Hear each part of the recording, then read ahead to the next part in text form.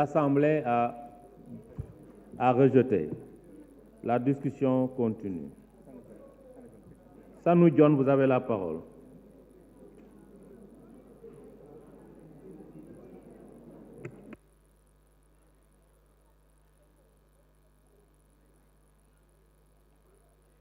Sanou John.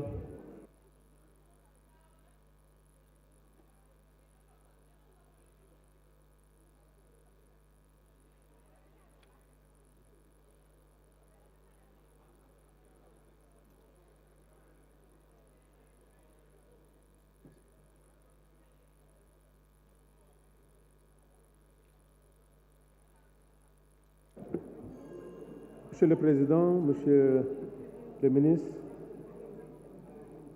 j'avais deux préoccupations.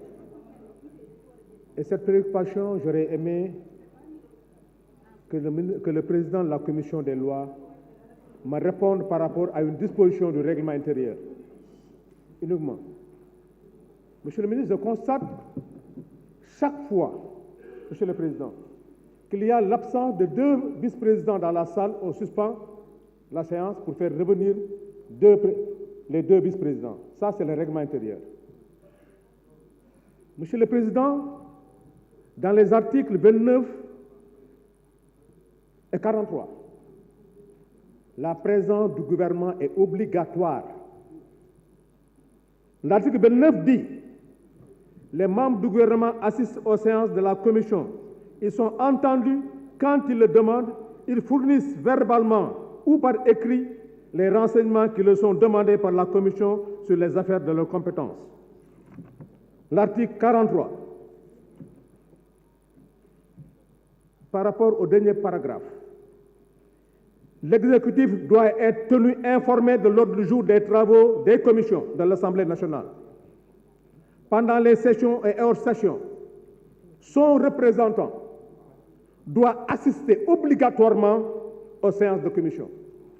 J'ai dit en commission, et je l'ai posé, l'absence du gouvernement devait être là, parce qu'on avait des questions à lui poser par rapport à la révision de la Constitution. Il n'était pas... Donc je considère que toutes les décisions qui ont été prises en commission ne sont pas légales.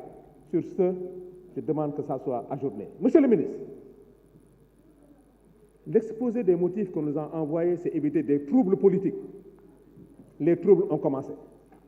Nous avons des blessés. Il y a des députés qui ont été arrêtés. Actuellement, aucun député, l'Assemblée nationale ne dispose pas du décret qui a annulé les élections. Aucun préfet, aucun candidat n'a eu à être notifié de ce décret. Gagné. C'est parce qu'on a constaté que le Conseil constitutionnel n'a pas respecté la loi. Mais nous, on ne doit pas voter. Et c'est là où je suis vraiment désolé. On va dire aux députés, est-ce qu'on vote pour ou non l'application du règlement intérieur? Est-ce que quand il y a des vice-présidents absents, on vote pour continuer le débat? Non, on suspend la séance.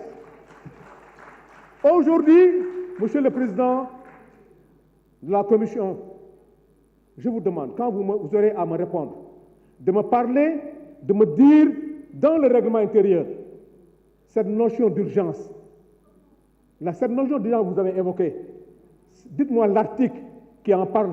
Parce que le règlement rek lay wax xulo wuñu xassante wuñu sagante wuñu li conseil constitutionnel wax ba ngeen ne erreur la ñun nañu fexé ba buñ def erreur li may demander je ne demande pas le vote je demande l'application du règlement intérieur. Si vous votez, c'est parce que je vous demande d'appliquer l'article 29 et 43. Monsieur le Président, on vous prépare par rapport à la réponse. Mais sérieusement, je vous demande de me lire dans le règlement intérieur cette notion d'urgence dont vous avez évoqué. Ça n'existe pas dans le règlement intérieur. Oui, merci Président, merci beaucoup. Ce que je vous demande, la République est en train de s'affaisser. On n'a pas ce droit. Nous sommes les enfants de Senghor. Nous sommes les enfants de Abdou Diouf. Nous sommes les enfants de Abdoulaye Wade. Les enfants de Macky Sall. Merci beaucoup. Des enfants de Macky Sall, c'est notre président de la République. son jeune frère, Aliou Sall. J'ai écouté avec beaucoup d'attention quand Aliou Sall intervenait. Maintenant, Monsieur le Président, tout ce que je vous demande à l'Assemblée nationale, de ne pas voter ce que je demande de me lire l'article. Est-ce qu'on applique l'article 29 et 43 ou bien le Président va me dire dans le règlement intérieur cette notion d'urgence qu'il a évoquée. Je vous remercie. Merci. Le Président Moussa Diakhaté, vous avez la parole.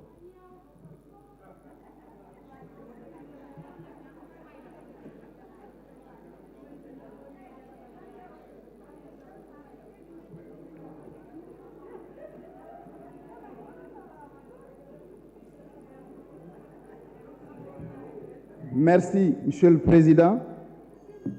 Ki fi jógee léegi soit bët yee baaxul wala dafa juum wala il est de mauvaise foi bi ngay leer article bi waroo ci woon boole obligatoire nekku ci article 43 bi ku nekk am na sa règlement intérieur mooy bi njëkk beneen bi